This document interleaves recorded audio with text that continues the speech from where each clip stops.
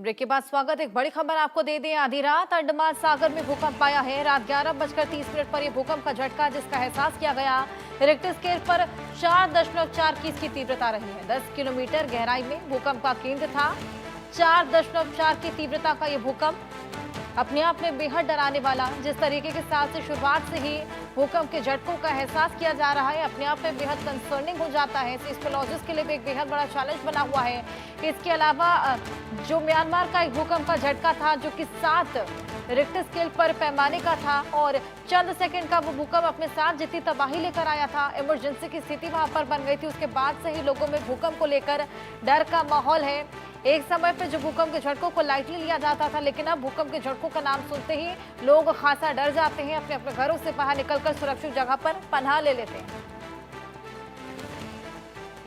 हमारे सहयोगी आदित्य बदावन हमारे साथ जुड़ गए हैं, उनसे और जानकारी लेंगे। आदित्य, अंडमान सागर में ये भूकंप का झटका, और ऐसे में जब सागर के अंदर भूकंप का झटकों का एहसास होता है तो उससे कहीं ना कहीं फ्लड्स या फिर इस तरह की प्रॉब्लम्स भी साथ आ सकती हैं। ये बेहद बड़ा चैलेंज लोगों के लिए साबित हो सकता है।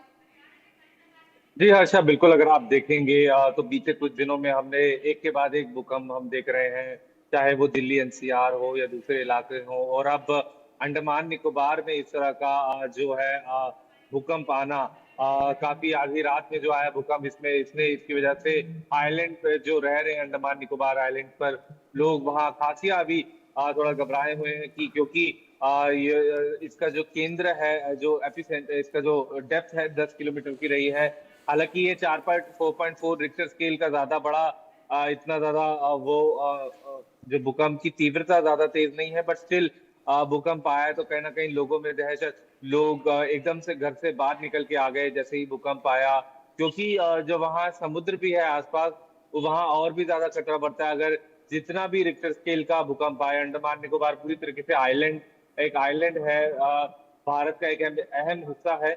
और इसकी वजह से अब देखने वाली बात रहेगी कि क्या जो है क्या वहाँ किसी प्रॉपर्टी का डैमेज, नुकसान का अभी ऐसी इस तरह की रिपोर्ट नहीं आ रही है। जानवर माल को कोई ज्यादा नुकसान नहीं पहुंचा है, लेकिन भूकंप आने की वजह से एक देखने वाली बात है कि क्या वहां पर रणनीति आगे की बनती है। हर्षा। बिल्कुल आदित्य, इसके अलावा हरियाणा में भी भूकंप का झटकों का एहसास है। आपके पास मैं वापस लौटूंगी, उसके बारे में भी हम दर्शकों को जानकारी दे दें।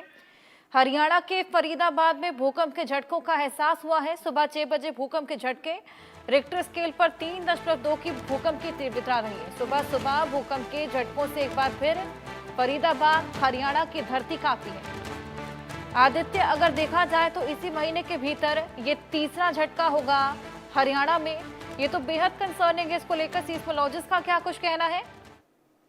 जी हर्षा, अगर आप देखेंगे तो दिल्ली एनसीआर में बीते कुछ दिनों में काफी एक के बाद एक भूकंप आ रहे हैं। अभी हमने देखा दिल्ली में तो आए दिन पिछले कुछ दिनों में भूकंप आए हैं, चाहे उनकी तीव्रता कम रही है। और अब फरीदाबाद में ये भूकंप आना तो कहीं ना कहीं पूरा दिल्ली एनसीआर जो है भूकंप, क्योंकि ये एक इस्टेब्लिश्ड बात है कि पूरा दिल्ली एनसीआर जो है एक्टिव सीस्मिक जोन में आता है, एक्टिव अर्थक्वेक प्रोन एरिया में आता है पूरा दिल्ली एनसीआर।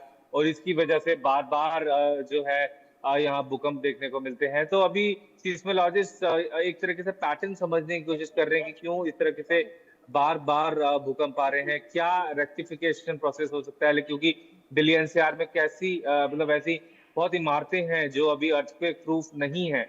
तो इससे और जो डेंसली पॉपुलेटेड इलाके हैं दिल्ली के, वो एक मेजर रिस्क पे है। अगर बहुत ज्यादा 5 या 6 रिक्टर स्केल का अर्थक्वेक आता है तो काफी दिक्कत हो सकती है। क्योंकि अभी हाल ही में हमने देखा किस तरीके से सीलमपुर में जो है बिल्डिंग पूरी नीचे गिर गई थी, वहां घर पूरा नीचे गिर गया था। तो कहीं ना कहीं देखने वाली बात है हर्षा कि क्या बिल्कुल सीस्मोलॉजिस्ट इसको लेकर अब स्टेप्स लेंगे और किस तरीके से करेक्टिव मेजर जो है लिए जाएंगे। हर्षा। बिल्कुल, क्योंकि लोगों के लिए भी खासा चैलेंजिंग हो गया है, डर का माहौल बन जाता है।